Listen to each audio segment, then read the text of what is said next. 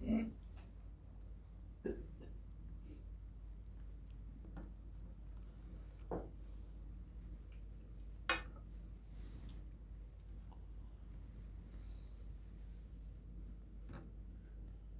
ناظرین، آج 10 رمضان ہے اور آج جناب ختیجہ سلام اللہ کی سلامت صلوات اللہ السلام کی جی السلام علیکم ناظرین. جی آج 10 نہیں، ہاں وہ آپ سلام اللہ علیہ ہی کہیں. جی ناظرین، آج 10 رمضان ہے اور آج جناب خدیجہ الکبریٰ سلام اللہ علیہ کا آج وفات کا دن ہے. اور آج ہم مسلسل انہی پر بات کریں گے کیونکہ یہ اجداد پیغمبر کے ہی موضوع سے منسلک ہیں. تو آئیے چلتے ہیں مولانا اسد علی زیدی کی طرف، جو مسلسل اجداد پیغمبر کے موضوع پہ بات کر رہے ہیں، اور ان سے کچھ سوال کرتے ہیں. جی قبلہ السلام علیکم. علیکم السلام ورحمۃ اللہ.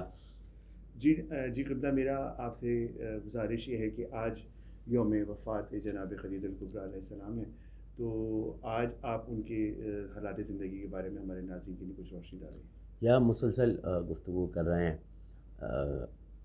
جناب رسول خدا کے اجداد پر، اور آج اس بی بی کا تذکرہ ہے. ظاہر ہے کہ یہ زوجہ رسول بھی ہیں، ام المومنین بھی ہیں، مادر جناب سیدہ بھی ہیں. وہ بی بی جسے نبی نے ام ابیہا کہا ہے، یہ اس کی بھی ماں ہے اور نبی کی زوجہ بھی ہیں. تو ظاہر ہے آج ہم نے اس سلسلے کو ہم نے کل تک جو سلسلہ جناب عبداللہ تک 9 رمضان تک ہم نے اجداد پیغمبر پہ گفتگو کی، اور آج کے دن اس خصوصیت سے ہم بی بی کا تذکرہ ہی کریں گے. اور چونکہ آج ایک غم کا دن بھی ہے تو بس تعزیت کا دن ہے، تو ہم تعزیت پیش کرتے ہیں بارگاہ رسالت میں، بارگاہ جناب سیدہ میں، بارگاہ جناب حسنین کریمین میں، بارگاہ خصوصاً بارگاہ جناب امیر المومنین میں. اور اس کی وجہ یہ ہے کہ جناب امیر کو پالنے والی ذات جناب خدیجہ ہیں. جیسے جناب فاطمہ بنت اسد ہم نے 7 رمضان کو عرض کیا تھا کہ جناب فاطمہ بنت اسد نے پرورش کی ہے جناب رسول خدا کی. تو جب کبھی وادیوں میں اور گھاٹیوں میں نبی علی کو کاندھوں پہ بٹھا کے چلتے تو یہ کہتے تھے کہ میں ابو طالب اپنے چچا کا احسان اتار رہا ہوں، کیونکہ ابو طالب نے علی کے بابا نے میری پرورش کی اور میں علی کی پرورش کر رہا ہوں. تو ہم نے 7 رمضان کو بھی عرض کیا تھا کہ پرورش کا دعویٰ تو مرد کرتا ہے، لیکن بچے کی زلفیں سنوارنا، کپڑے دھلانا، نہلانا، کھانا کھلانا، یہ سب وہ کام ہوتے ہیں جو خاتون خانہ کے ہوتے ہیں. اور جناب خدیجۃ الکبریٰ نے ماں بن کے علی کو پالا ہے. کمال یہ ہے کہ نبی کی ماں دنیا میں نہیں تھی جب بنت اسد نے پالا، لیکن جناب خدیجہ کا یہ کمال ہے کہ ابھی بنت اسد صلوات اللہ علیہ موجود ہیں اور جناب خدیجہ پرورش کر رہی ہیں، اور علی کی پرورش کرنا، اور علی کی زلفوں کو سنوارتی تھی اور لا کر رسول کی آغوش میں بٹھا دیا کرتی تھی کہ ہمارا دولہا تیار ہو گیا ہے. اور یہ دور اندیشی ہے بی بی کی کہ جانتی تھی کہ یہی میرا داماد کے رشتہ اس سے بنے گا. اور جناب خدیجۃ الکبریٰ نے علی کی پرورش کی، رسول کا اس وقت ساتھ دیا اس زمانے میں جہاں عورت کی قدر و منزلت نہیں تھی. دور جاہلیت تھا ظاہر ہے، اور عورت کو مقام حاصل نہیں تھا. جو اسلام نے آ کے عورت کے وقار کو بلند کیا ہے اور اسے ایک مقام دیا اور اس کی ایک عزت کا تعین کیا ہے، یہ اسلامی تعلیمات ہیں. اس زمانے میں جہاں کردار کی بلندی خواتین میں نہیں پائی جاتی تھی، وہاں اس دور جاہلیت میں بھی بی بی کو طاہرہ کے لقب سے یاد کیا جاتا تھا. اور ہو سکتا ہے کہ کسی کو حیرت ہو ہمارے سننے والوں میں کہ جہاں اہل بیت کا ذکر چونکہ پرانے صحیفوں میں چلا آ رہا ہے، اور ہم نے اجداد پیغمبر کے تذکرے میں یہ تذکرہ کیا تھا کہ اجداد پیغمبر کا تذکرہ جناب ابراہیم سے اور اس سے پہلے جناب آدم سے چل رہا ہے، تو اس بی بی کا تذکرہ بھی اسی طرح انجیل میں موجود ہے. اور روایات میں شیخ عباس قمی نے یہ لکھا ہے کہ جناب عیسیٰ کو، حضرت عیسیٰ کو انجیل میں یہ وحی کی گئی تھی کہ جو آخری، کیونکہ بشارتیں تو دی گئیں اور جناب عیسیٰ ہر آنے والا نبی سرکار دو عالم ہمارے رسول، ان پر ہماری جان قربان، ان کا تذکرہ بھی کرتا تھا، بشارت بھی دیتا تھا.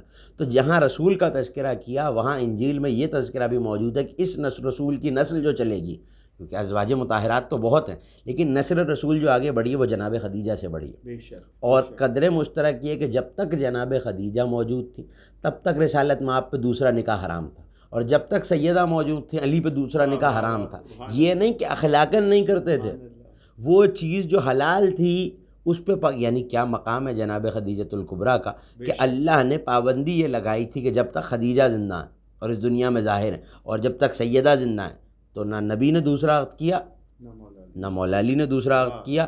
اور اس سے پہلے میں نے کیا عرض کیا تھا؟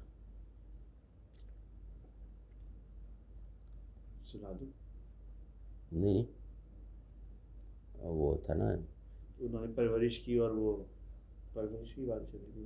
ہاں جناب خدیجہ نے، کیونکہ دونوں نے عقد نہیں کیا، اور ازواج مطہرات تو بہت ہیں لیکن نسل چل رہی ہے جناب خدیجہ سے. تو انجیل میں حضرت عیسیٰ علیہ السلام سے یہ کہا گیا کہ یہ جو آخری پیغمبر ہے جس کی تم بشارت دے رہے ہو، اس کی نسل چلے گی اس کی ایک زوجہ سے جس کی صفت یہ ہے کہ وہ مبارکہ ہے، برکت والی.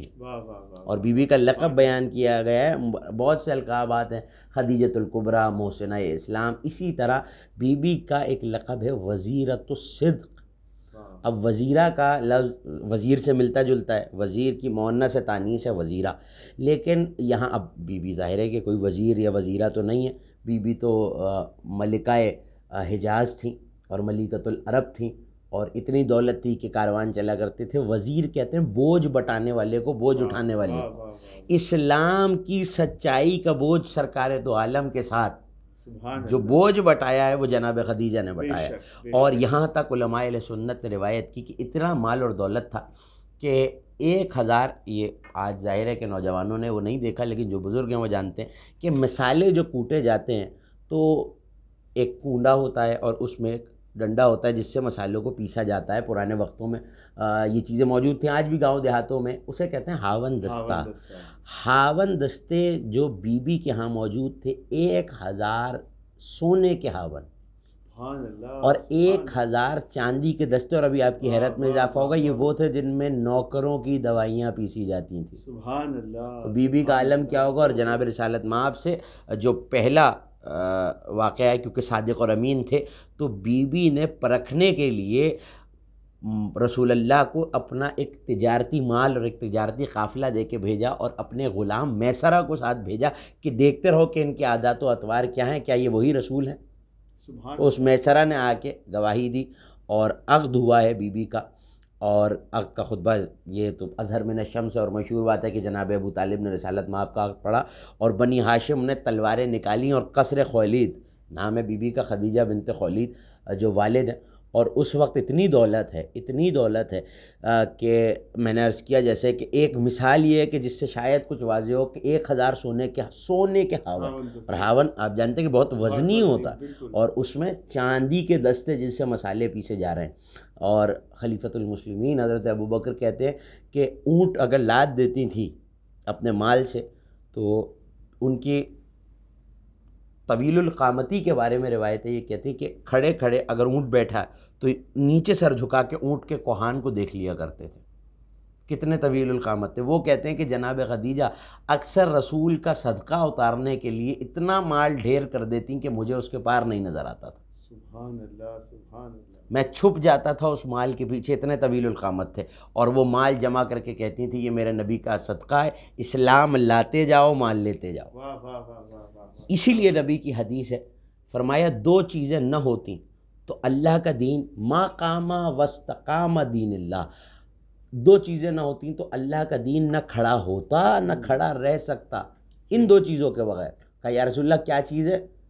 کہ علی کی تلوار نہ ہوتی، خدیجہ کا مال نہ ہوتا. کچھ لوگ مال خدیجہ کھا کھا کر اسلام لائے، کچھ لوگ علی کی تلوار سے ڈر ڈر کے اسلام لائے. جو مخلص لوگ تھے انہوں نے تو نبی سے کوئی معجزہ بھی نہیں مانگا، لیکن کچھ لوگ ایسے تھے جو بی بی روز صدقہ کرتی تھیں. اگر کوئی قرض دار آتا تو اس کا قرض اپنے مال سے ادا کرتی اور کہتی کہ اس نبی پہ اسلام لاتے جاؤ. غار حرا جو لوگ گئے ہیں، ورنہ آج تو ڈاکیومنٹریز اور ٹیلی ویژن کا زمانہ ہے، آپ اسی انٹرنیٹ پہ سرچ کر کے دیکھیے کہ غار حرا کی اچھی خاصی بلندی ہے اور سیڑھیاں ہیں. اگر آپ مکے میں غار حرا دیکھیں تو بی بی روزانہ 40 دن تک رسول کو حکم ہوا کہ اپنی زوجہ سے علیحدہ غار حرا میں عبادت کرو، تو بی بی روزانہ کھانا لے کے جایا کرتی تھی. اور حضرت جبرائیل نے آ کے کہا کہ یا رسول اللہ آپ پر سلام، اور اللہ کہہ رہا ہے خدیجہ کو میرا سلام پہنچا دیجیے. اور میں نے کہا نا ان دونوں چیزوں میں بڑا ربط ہے کہ علی کی تلوار نہ ہوتی اور خدیجہ کا مال نہ ہوتا. دیکھیے ایک واقعہ ہے، شب ہجرت امیر المومنین نے، قرآن کہتا ہے کہ وَمِنَ النَّاسِ مَن يَشْرِي نَفْسَهُ ابْتِغَاءَ مَرْضَاتِ اللَّهِ، لوگوں میں ایک ایسا بھی ہے جس نے اپنی رضائیں بیچیں، اپنا نفس بیچا اور خدا کی مرضی خرید لی۔ اب سوال یہ ہے کہ شب ہجرت علی کہاں سو رہے تھے؟ تو جب تحقیق کریں گے تو پتہ یہ چلے گا جس گھر میں سو رہے تھے وہ گھر خدیجہ کا تھا۔ کیا بات ہے! یعنی حضرت علی کی مرضیاں جس گھر میں خریدی گئی ہیں وہ جناب خدیجہ کا گھر ہے، بے شک، اس گھر میں مرضیاں خریدی گئی ہیں۔ اس دن کا ایک جملہ ہے جو ہم مجلسوں میں بھی سنتے ہیں، کتابوں میں بھی پڑھتے ہیں، اور ہر شخص اس سے واقف ہے کہ حضرت جبرائیل اور میکائیل سے اللہ نے کہا کہ کیا تم ایک دوسرے پہ اپنی جانوں کو قربان کرو گے؟ تو کہا پالنے والے جان قربان، تیرا حکم اپنی جگہ لیکن جان تو جان ہوتی ہے۔ تو کہا اب ذرا زمین پہ دیکھو، میرا علی میرے حبیب کی جان بچانے کے لیے، اور یہی رسول نے کہا تھا کہ یا علی آج میرے بستر پہ محمد بن کے سو جاؤ۔ تو کہا یا رسول اللہ اس سے آپ کی جان بچ جائے گی؟ کہا بالکل بچ جائے گی۔ تو کہا علی کی 100 جانیں آپ کی جان پر قربان، اور یہ کہہ کے مصطفیٰ بن کر علی سو گئے۔ کیا بات ہے! تو جب سوئے ہیں تو حضرت جبرائیل اور میکائیل آئے، ایک پائنتی کھڑے تھے، ایک سرہانے کھڑے تھے، اور علی کے بستر کا طواف کرتے جاتے تھے اور کہتے جاتے تھے کہ مرحبا مرحبا یا علی، اے ابو طالب کے بیٹے تمہارے کیا کہنے، اللہ جو بے نیاز ذات ہے، صمد ہے، وہ وحدت کے پردوں میں تمہارا نام لے لے کے فخر کر رہا ہے۔ سبحان اللہ! یعنی ذات علی نے اپنا نفس بیچا، مرضیاں خریدیں تو اللہ نے فخر کیا۔ روایتیں یہ کہتی ہیں کہ جب حضرت جبرائیل آئے تو علی سے بھی پہلے جبرائیل نے یہ آ کے کہا یا رسول اللہ خدیجہ کو یہ بشارت دے دیجئے کہ اللہ دن میں کئی بار فرشتوں کی محفل میں خدیجہ کا نام لے کے فخر کرتا ہے۔ سبحان اللہ! سبحان اللہ! یہ مرتبہ جناب خدیجۃ الکبریٰ۔ جی قبلہ بہت شکریہ۔ اب وقت ہوا ایک بریک کا، دیکھتے رہیے قائم ٹی وی۔ کیا تھا سوال؟ جی کچھ فضائل جناب خدیجہ الکبریٰ کے ہمارے ناظرین کو بتائیے، اسی میں اینڈ کریں گے۔ ہاں جی بریک سے ہم واپس آ چکے ہیں اور ہمارے ساتھ موجود ہیں مولانا اسد علی زیدی۔ آئیے چلتے ہیں ان کی طرف۔ جی قبلہ میں چاہوں گا کہ آپ کچھ فضائل جناب خدیجہ علیہ السلام کے بارے میں ہمارے ناظرین کو بتائیے۔ دیکھیے ہم گفتگو کر رہے تھے ابھی، اور ظاہر ہے کہ ہماری سانسوں کی ڈور تو ٹوٹ سکتی ہے، ہماری سانسوں کی ڈور تو ٹوٹ سکتی ہے، مگر یہ وہ عظیم ہستی ہے محسنہ اسلام، اسلام پہ احسان کرنے والی۔ دو ہستیاں جنہیں محسنین اسلام کہا جاتا ہے، ایک جناب ابو طالب، ایک حضرت خدیجہ صلوات اللہ وسلام اللہ علیہا۔ اور احسان کیا ہے اسلام پہ کہ اسلام کی رگوں میں جو لہو ہے اس میں نمک خدیجہ کا ہے، جناب خدیجہ کے مال کا لہو ہے، اور وہ جو نمک دوڑ رہا ہے تو اسلام میں جو اسلام لائے انہوں نے نمک کھایا ہے جناب خدیجہ کا۔ اتنا مال قربان کیا ہے، اتنی دولت نچھاور کی ہے اللہ کے دین پر۔ وقفے سے قبل گفتگو کر رہے تھے کہ سلام پہنچایا، اور کئی بار یعنی علی کی پرورش جناب خدیجہ کے گھر میں، علی کا نفس خریدا جناب خدیجہ کے گھر میں، اللہ کئی بار فخر کر رہا ہے جناب خدیجہ کا نام لے کے، کئی بار جب جبرائیل آتے سلام کہتے ہیں۔ سبحان اللہ! یعنی یہ کئی قدر مشترک ہیں ذات علی میں اور جناب خدیجہ میں۔ سبحان اللہ! اور یہاں تک کتابوں نے لکھا کہ جس وقت آیت آئی وَآتِ ذِی الْقُرْبَىٰ حَقَّهُ، کہ اے میرے حبیب ذی القربہ کو ان کا حق دے دو، اور یہ وہ موقع ہے کہ جب فدق بی بی کو دیا گیا ہے، جناب سیدہ سلام اللہ علیہا کو جب فدق کی زمین دی گئی ہے، تو روایات یہ کہتی ہیں کہ نبی نے کہا کہ یہ تمہاری ماں کا ایک حق تھا مجھ پر جو میں ادا کر رہا ہوں، کیونکہ اس نے اسلام پر اپنی دولت کو قربان کیا ہے۔ اسلام اپنا جو مال فے ملا ہے، جو نبی مال، دو قسم کا مال ہے جو جنگ سے حاصل ہوتا ہے، ایک مال غنیمت، ایک مال فے۔ مال غنیمت وہاں حاصل ہوتا ہے جہاں جنگ ہو اور اس کے نتیجے میں مال ملے۔ مال فے ہوتا ہے کہ اگر کوئی دشمن سرنڈر کر دے۔ مال غنیمت میں تو امت کا حصہ ہے، مگر مال فے میں امت کا کوئی حصہ نہیں، وہ خالصتاً نبی کا مال ہے۔ جو مال نبی کو جیسے ہی خیبر کا پروانہ ملا اور وہ خیبر کی زمین یہودیوں نے سرنڈر کی ہے نبی کو، تو فوراً آیت آئی کہ ذی القربہ کو ان کا حق دے دیجیے، ذی القربہ ہے جناب سیدہ۔ تو یہ کہہ کے دیا کہ یہ صرف تمہارا حق نہیں، یہ خدیجہ کا حق تھا جو تمہیں دے رہا ہوں۔ اور جناب خدیجہ کی فضیلت ظاہر ہے کہ اتنی ہے، اگر اس شادی کا تذکرہ کیا جائے، جب عقد ہوا ہے تو بی بی نے اپنے نکاح میں، ظاہر ہے یہاں سے قبول و ایجاب نکاح میں ہوتا ہے، اور اس ایجاب قبول میں جناب ابو طالب نے خطبہ پڑھا، اور وہاں سے جو چچا تھے جناب خدیجہ کے ورقہ بن نوفل، انہوں نے آگے سے خطبہ پڑھا ہے تو بی بی نے آگے بڑھ کے کہا ہے کہ مجھے یہ نکاح قبول ہے. اس کا مطلب ہے اپنے نکاح کو خود قبول کیا ہے بی بی نے, اور یہ سٹیٹس بہت کم خواتین کو حاصل ہے. یہاں لوگ اعتراض بھی کرتے ہیں, میں چاہتا ہوں کہ اس کا جواب بھی یہ دیا جائے اور کم از کم نوجوان ذہنوں تک وہ بات پہنچے کہ یہ کہہ دیا جاتا ہے کہ عمر میں بڑی تھیں. ہماری یہ روایت ہے اور پہلے شادیاں ہو چکی تھیں اور اولادیں تھیں. دیکھیے جب طاہرہ کہا جا رہا ہے اس بی بی کو, اور یہ نبی کی حدیث ہے کہ جب باقی ازواج کے سامنے, امام بخاری نے اپنی صحیح بخاری میں لکھا کہ باقی ازواج کے سامنے تذکرہ ہوتا تھا تو وہ یہ کہتی تھی کہ آپ کو اس سے کیا محبت ہے, وہ تو گزر گئی اور ہم جوان بھی ہیں, آپ کی خدمت میں بھی ہیں. تو کہا اللہ نے مجھے خدیجہ کی محبت عطا کی ہے.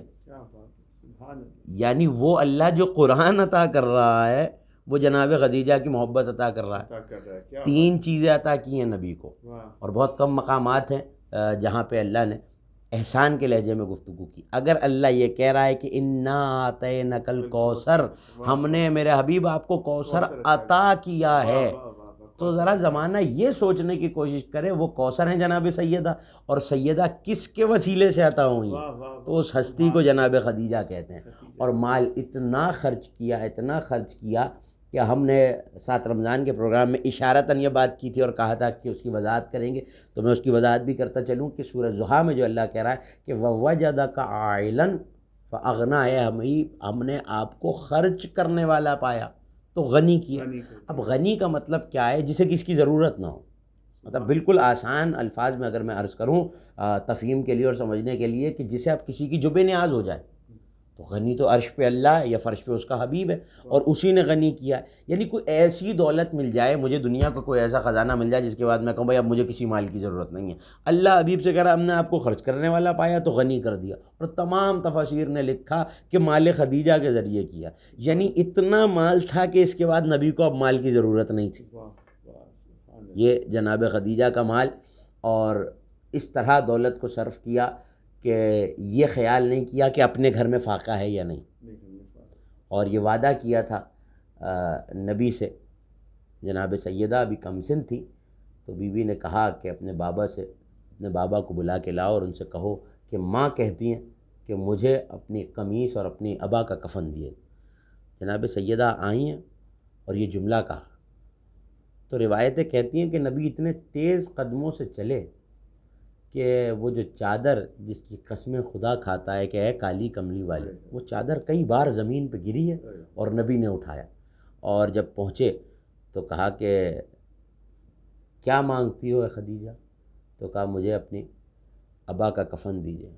2 چیزیں بی بی نے مانگی ہیں. کہا اے خدیجہ تمہارے اسلام پہ ایسے احسانات ہیں کہ اگر تم اس سے زیادہ بھی کچھ مانگتی تو ہم پہ واجب تھا کہ عطا کرتے. اور اس کے بعد جو جملہ کہا بی بی نے, وہ جملہ بڑا عجیب ہے. ایک مرتبہ جناب سیدہ کو قریب بلایا اور بیٹی کے سر پہ ہاتھ رکھ کے کہا یا رسول اللہ مجھ سے وعدہ کیجئے اس بچی کی آنکھوں میں کبھی آنسو نہیں آئیں گے. بس یہ کہنا تھا, بے ساختہ رسول کی آنکھوں میں آنسو آئے اور ایک مرتبہ تڑپ کے سرور کائنات رونے لگے. تو کہا یا رسول اللہ کیا میں نے کچھ زیادہ مانگا ہے, سیدہ آپ کی بھی تو بیٹی ہے. تو ایک مرتبہ کہا خدیجہ ذرا میری 2 انگلیوں کے درمیان دیکھنا. اب جو بی بی نے دیکھا تو ایک مرتبہ اپنا درد بھول گیا اور تڑپ کے کہنے لگی یا رسول اللہ یہ کیسے گستاخ ہیں, میری بیٹی کھڑی ہوئی ہے اور یہ دربار میں بیٹھے ہوئے ہیں, میری بیٹی اپنا حق مانگتی اور یہ حق نہیں دیتے. جناب خدیجہ کو دفنایا گیا اور جناب سیدہ نے گریہ کیا. یہ ایک بیٹی کا گریہ تھا ماں کی قبر پر, مگر اسی خدیجہ کی ایک شبیہ ہے جسے زینب کبریٰ کہتے ہیں. جب جناب زینب آئی ہیں تو رسول نے کہا ہے کہ اس بچی کا احترام کرنا, یہ خدیجہ کی شبیہ ہے کیونکہ خدیجہ کے احسانات ہیں.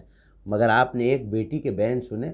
جناب زینب جب آئی ہیں تو رات کے وقت ماں کی قبر پہ آئیں اور ایک مرتبہ دائیں بائیں دے کے کہا اماں اگر نامحرموں کا مجمع نہ ہوتا تو زینب شانوں سے چادر ہٹا کے بتاتی کہ بازوؤں پہ رسیوں کے نشان کیسے ہیں. اور یہ کہہ کے ایک مرتبہ خون آلود کرتا نکال کے ماں کی قبر پہ رکھا اور رو کے کہا اماں جو سفر سے آتا ہے وہ سوغات لے کے آتا ہے, زینب حسین کی سوغات لائی.